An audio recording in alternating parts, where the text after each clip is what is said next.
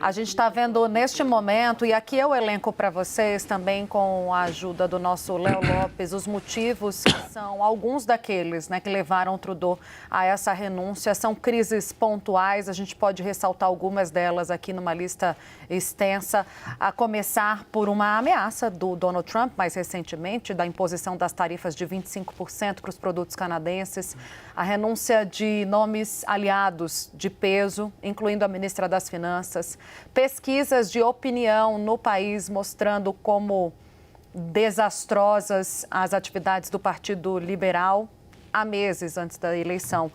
O que mais te chama a atenção no que a gente conseguiu ouvir aí do pronunciamento de Trudeau? Américo. Tainá, é uma notícia que mais ou menos era aguardada, porque o Justin Trudeau vinha enfrentando um desgaste, pelo menos desde a metade do ano passado, e esse desgaste foi acentuado com um desses pontos que você trouxe, que foram essas ameaças do presidente eleito dos Estados Unidos, o Donald Trump, de aumentar as tarifas para produtos importados do Canadá em até 25%. O Trudeau já vinha enfrentando ali um grande desafio em termos de popularidade. A popularidade dele vem caindo bastante nos últimos meses. Ele já está no governo há 9 anos, então o Canadá já pedia ali uma certa reciclagem na política interna do país, e ele começou a enfrentar muitas dificuldades dentro do seu próprio partido, o Partido Liberal. No Canadá nós temos dois grandes partidos, o Partido Conservador e o Partido Liberal, que está no poder com o Justin Trudeau há 9 anos. Vários outros nomes dentro do Partido Liberal começaram a questionar muito a liderança do Trudeau. E isso explodiu quando o Donald Trump, logo depois de eleito, fez declarações fortes de que aumentaria tarifas contra vários países, produtos importados da China, do México, e de certa forma surpreendeu muita gente ao colocar o Canadá nessa lista, com essa tentativa de aumentar aí impostos em até 25%.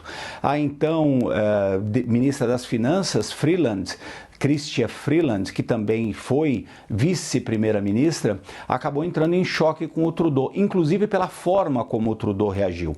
O Trudeau praticamente pediu desculpas ao Trump, pediu uma reunião de emergência para se encontrar lá na Flórida com o presidente eleito, tentando negociar de alguma forma no que foi considerado por muita gente dentro do Canadá numa posição de fraqueza. E essa Chrystia Freeland, ministra das Finanças, ex-vice-primeira-ministra, queria que o Canadá batesse de frente, enfrentasse, porque o Canadá tem valores muito diferentes, em geral e em especial o Partido Liberal, com relação às políticas do Donald Trump. Então existia ali uma pressão sobre o primeiro-ministro para que ele enfrentasse esse posicionamento do Donald Trump. Não foi isso que o Trudeau fez. Ele pediu uma reunião com o Trump, ele tentou acalmar e aplacar um pouco ali a ira do Trump, e isso pegou muito mal dentro do Canadá também.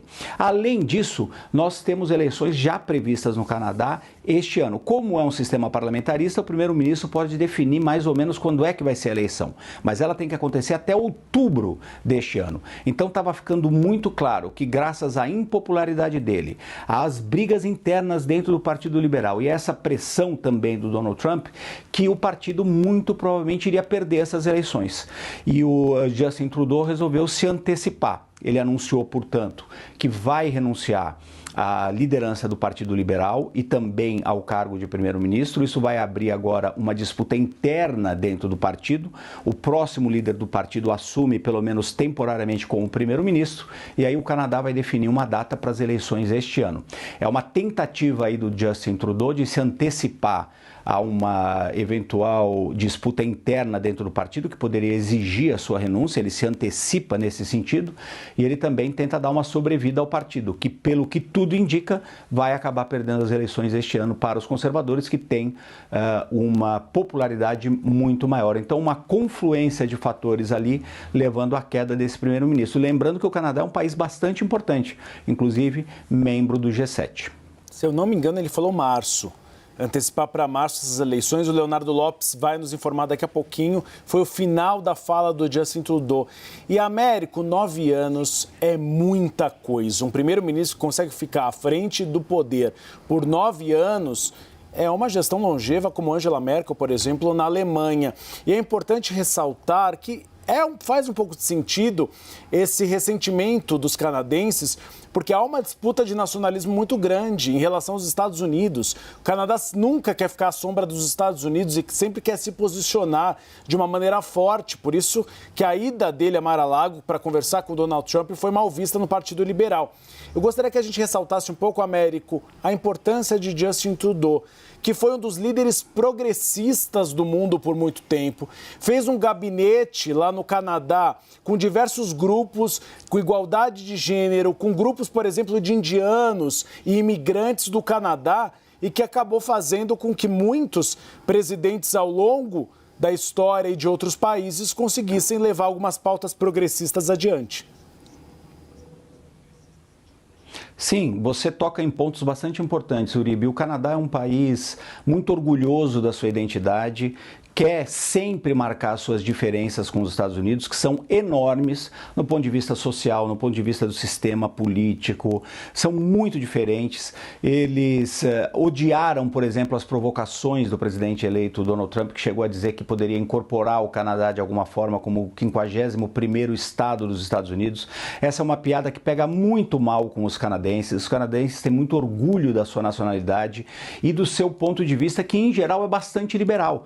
O Justin Trudeau, que inclusive é filho de um ex-primeiro-ministro, Pierre Trudeau, quando ele assumiu, ainda bastante jovem, ele assumiu com 44 anos, hoje tem 53, nesses 9 anos aí de estrada como primeiro-ministro, ele era muito popular e ele era visto ali como um dos grandes líderes, novos líderes mundiais, defendendo pautas de inclusão, que são muito importantes na sociedade canadense, pautas de inclusão social, de inclusão de gênero, de inclusão de todos os aspectos religiosos.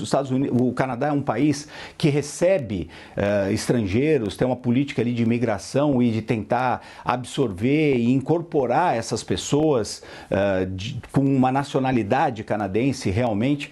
Ele adotou políticas que foram muito importantes. Ele também teve um papel bastante importante, você vai lembrar, Uribe, de uma certa resistência às políticas mais conservadoras do Donald Trump. Por isso, de novo, esse ponto dele ter ido praticamente de pires na mão, quase implorar para o Donald Trump não aplicar sanções contra as importações do Canadá, pegou muito mal entre o eleitorado e especialmente dentro do Partido Liberal, porque eles esperavam que ele mantivesse aquela postura altiva, uma postura de mostrar que o Canadá não se alinhava automaticamente com os Estados Unidos, especialmente nos anos Trump. Agora, por que ele mudou também essa tendência, ele fez esse outro movimento? Justamente porque ele estava enfraquecido dentro de casa, ele estava enfraquecido e muito menos popular. Então, isso também contribuiu para essa decisão de hoje.